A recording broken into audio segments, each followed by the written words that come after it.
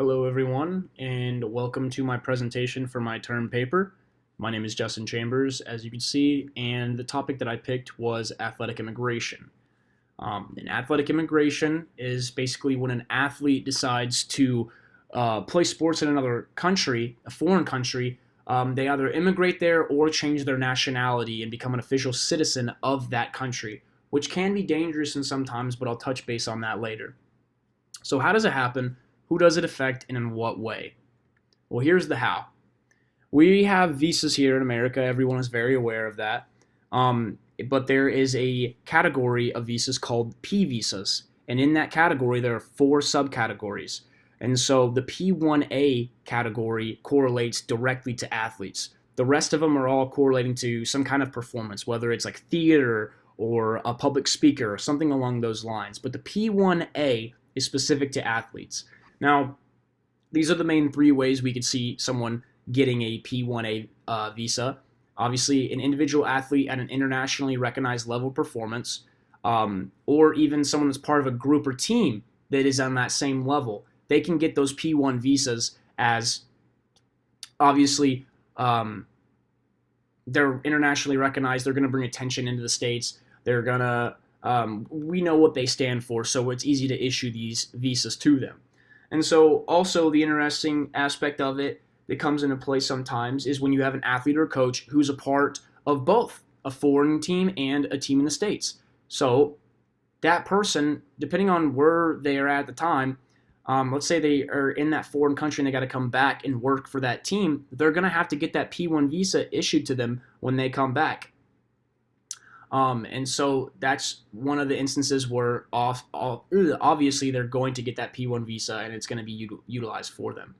Also, one instance, or a very rare instance in some cases, whenever teams in the USA will have exhibition games, which with teams from other foreign countries, let's say the NBA wants to have an exhibition game with someone from the Chinese Basketball League.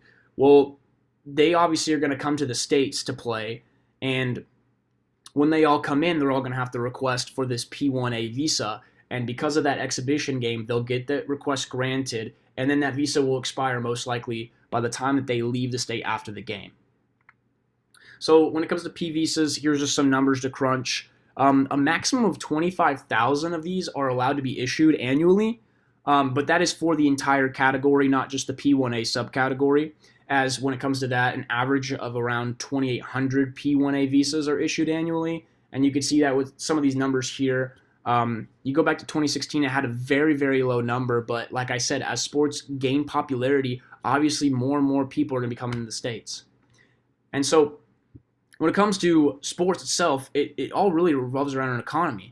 The sports industry is a huge, huge moneymaker for economies, as it brings in $14.3 billion in direct earnings each year. And obviously within all of that and all the events and everything, they're going to need jobs. So it creates jobs and employment opportunities for people. And so obviously, along with those employment opportunities, you have economic output and opportunities whenever you create teams or have players come over, which is tickets and merchandise, or let's say jerseys, for instance, like a LeBron James jersey adds to economic output because obviously those countries are going to get their money from that stuff through taxing or however kind of method they want to do and get those funds. And so overall, it just facilitates better lifestyles, and it creates an attractiveness for people whenever they're looking at that option of what country they want to go to play and what league they're going to enter. Obviously, the economies that are more boosted and better at a more of a well-standing is going to be more of an attractive place for an athlete to go, which is why economies matter so much for athletic immigration. And this is obviously, it tells here, as you can see, look at that little red bar that we're looking at right there. Those two below, those are just American leagues. I had to finish it out. But if you look above it, that is the top 5 average salaries by league across the entire world. Every single sports league, no matter what sport. If you look, America holds 3 of the 5 spots there. That's crazy, as the 2 other ones aren't even the same country. But this says a lot about why America is such a big place for people to come to, is because obviously, like I said, our economy is incredible compared to other countries. So these athletes can come here knowing they're going to get these higher incomes. Or sometimes vice versa. Like if you look at the bottom, the American Soccer League of Major League Soccer, the MLS, their average salary is only $400K. But if you go to Europe and play in the Premier League, you're going to get near $4 million per year. So it's all based on situation and how countries are doing or paying and their economies are.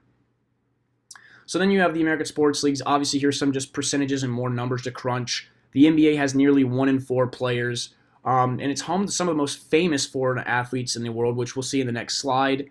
The MLB has always been a big representation of foreign-born athletes, as they have 20 different countries being represented by their athletes. The NHL is an interesting one because it does have 73% of foreign players, but 42% of that comes from our northern neighbor of the country of Canada. And then NFL is actually the smallest percentages in all of American sports leagues, and it's 3% of their players are foreign-born.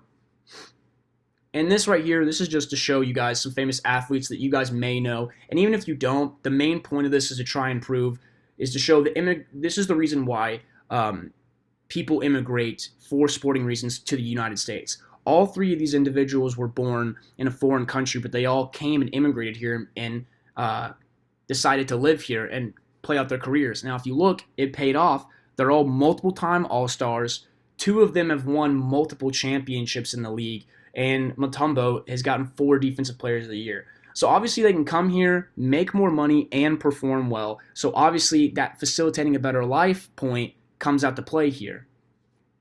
Now, there are risks when it comes to immigrating as an athlete, as you can get caught up in athlete trafficking, which involves basically sports organizations in foreign countries. They will talk to other foreign athletes and basically groom them into changing their nationality and joining their sports team in that foreign country.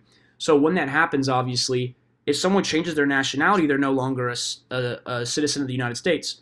So obviously they're more accustomed to not getting as much help as normal citizens would get, and they're going to be in a strange place. It's a lot to deal with, and all the promises that were made to them are completely broken at that point. They don't get any winnings. They have their salaries not paid to them at all, and basically overall their freedom is diminished. And although we do see this a lot in foreign countries, it is a very big, adamant issue here in the United States. We had a case in 2017 and at a high school in New Jersey where a coach recruited 5 foreign athletes to play for his high school, put them in a house, gave them no money and a bucket of spaghetti to last them for 2 weeks. And that's just one of the small things that they had to do. And this overall is just everything to do with athletic immigration and some of the stuff I've been able to research on it. Athletic trafficking is a big, big part that has to do with athletic immigration and the fears from it. But overall, it all revolves around economies and how sports teams works, how those individuals feel about playing the sport in a foreign country, how much money is there. There's a lot of aspects to when it comes to this topic, and I'm excited to talk about them in my research paper.